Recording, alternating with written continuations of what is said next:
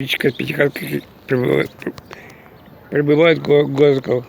Короткая стоянка, несколько минут, даже 2 минуты. Она прибыває на второй путь, там главное. Будьте уважні та обережні. З першої колії відправляється приміський поїзд Кривий Ріг головний із вулиць Щасливої дороги. Будьте уважні та обережні.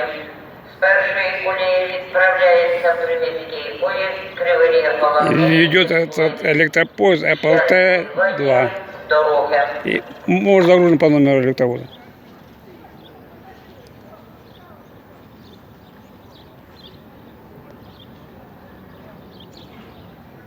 Это электропоезд, пятикатка поезда. Видимо, как его электричка с пятикаткой прибывает к городу. С хорошим чехоном, да, зараза.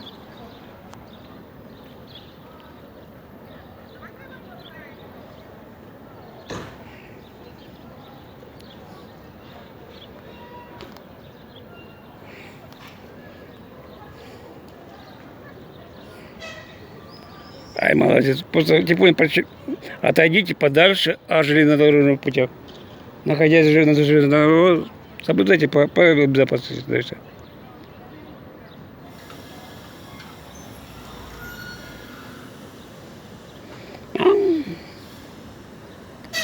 АПЛТ 029.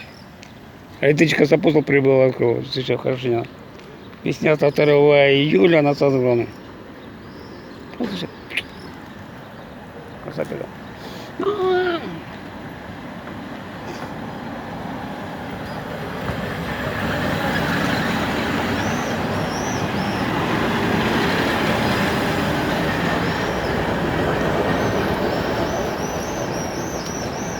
Хорошего дня и хорошей системы моих драгонов.